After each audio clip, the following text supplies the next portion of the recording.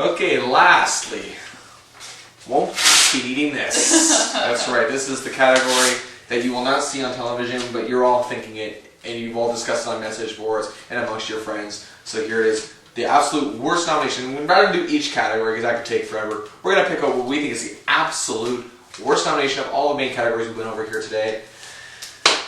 Ready? What more can we say? Kaylee, yes, I'm ready for it. And no, it's not Toy Story 3. And it is Nicole Kidman for her Best Actress nomination for Rabbit Hole. Yeah, originally I was going to go with Amy Adams for The Fighter. Mm-hmm. But then I just took a quick gander to see who else was nominated, and I was like, oh yeah, Nicole Kidman, I totally forgot about her. it kind of lacked anything.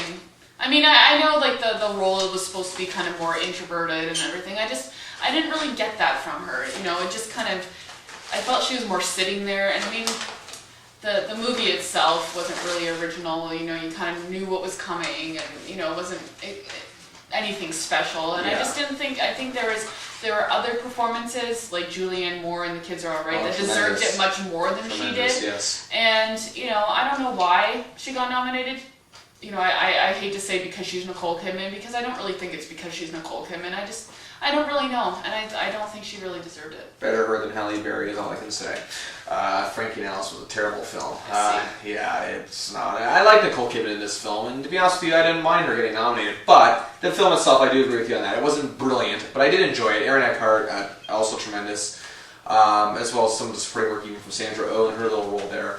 And you know what? It's one of those movies where, you know, it was good for what it was trying to accomplish, but really it could have been more with the right people behind it, with the right, more of a focus. I think the film's kind of lost focus at times, and that's what made it a little more lackluster than what could have been a concept for, I think, a tremendous film.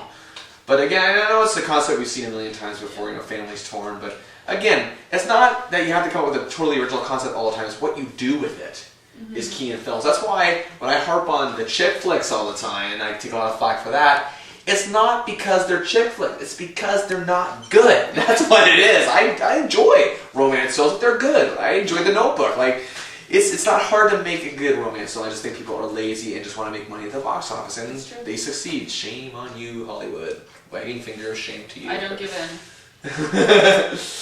You know what? I don't give in to those cheesy romantic comedies. That's and true. My boyfriend thanks me. And you know, some of them are pretty decent down the road, but that's very few and far between. Even a blind mouse finds a piece of cheese once in a while. But moving on, here's my pick for the worst nomination of the year. Worst nomination of the year is Best Director.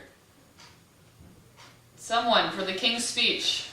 Yes, Mr. Hooper there. Hooper. Yeah, yes, sorry for my writing. It's not that he did a bad job. It's that Christopher Nolan did that much better. Yeah. And to me, The King's Speech was not a directing movie. It was an actor's film. That's what it was. The direction was good. It wasn't great. And it was. I gave it 4 stars merely because of the acting. Mm-hmm. Not because of the directing, because the acting and the way they delivered everything in that film. All the 3 main leads, of course, being Carter, of course Colin Firth, and Jeffrey Rush. They were all tremendous. But I just didn't see what stood out in terms of directing here. I did not. And for Christopher Nolan, who, despite the I said this before, despite the ensemble cast in Inception, he was the true star of the film. And it wasn't for his own ego. It's because he just wanted to make a great film, and ended up doing so. It doesn't even get nominated. And that's what I appreciate about Christopher Nolan, is that he makes film because he loves film, and that really comes out. It's a passion. Yeah. You see it in his. You can see it in his work, and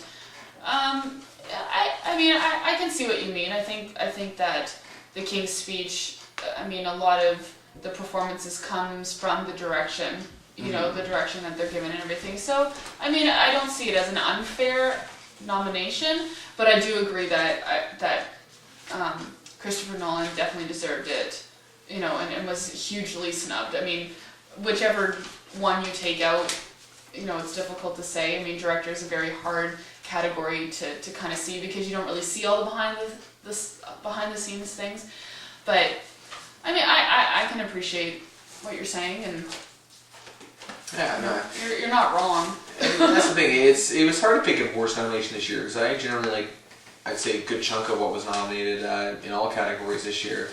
And like I said, I think the Oscars is one of the best lists up and down that they've done in quite some time, at least the way I see it. But It was hard to choose one. Usually I try to focus on the acting categories for this type of category for worst nomination, and to me I just couldn't really pick one, even though people were overlooked, but that was in every category because there's just so many good performances this year. But I just had to look at Best Director, and Nolan was definitely the biggest snub of the year, no doubt, no question. And there was a big flood of backlash towards the Academy for that one. But again, it's not that he did a bad job here directing The King's Speech, but I just think that the other directors in the category were better, as well as Christopher Nolan. And again, The King's Speech is a tremendous film. I should check it out. And the film doesn't work without direction, but I just think there's more in the actors that really put this one together. But so that's my pick, and I can't believe we agreed as much as we did this year. It's a little strange. Maybe things will be different next year. Who knows? I don't know. And I think we still had we still had spirited discussions over the ones we agreed on. So yeah, absolutely. And at least we butted heads in one category. So and it'll be a really good show. Well, hopefully it'll be a good show. I mean, last year was a little middle of the road. Middle of the road. I mean, it's hard to top when you had such a great show the year before when Heath Ledger won and Kate Winslet and Sean Penn. It was a really, really good show all around. The best. And Hugh Jackman hosting, that was really good. Much better this job year. than anticipated. Yeah, this year hosting is James Franco and Anne Hathaway, so that'll be interesting to see how that plays out. They're both pretty naturally entertaining. You remember when, if you recall it, because you mentioned Hugh Jackman, when he interacted with Anne Hathaway, that little part there. I'm not a big fan of Anne Hathaway, we'll see. Some of her movies are hit or miss, but I'm a fan of her overall. She was the saving grace of Love and Other Drugs, so yeah, another decent but not great movie. And again, she's a very spirited actress, I think, and that's why I always enjoy about her. But so hopefully it'll be a good show, and hopefully all of my picks will win. Hopefully all of mine will. See how it goes. All right. Yes, but that is it for this week's edition of Bill Chase in the Movies. Of course, I will be back next week with more reviews, including Hall Pass. We had a discussion about this earlier. Hall Pass, as well as Cedar Rapids with John C. Reilly, The Chaperone starring WWE's superstar Triple H, and Drive Angry with Nicolas Cage. This is what I mean by the beginning of the year. It's just wait till March or April. April is usually when things really start to pick up a bit. But yes, don't listen to this. But until the envelopes are open, I am Bill Chase for Kaylee King, and I will be, we'll probably both be at the movies. Goodbye, everybody. See ya.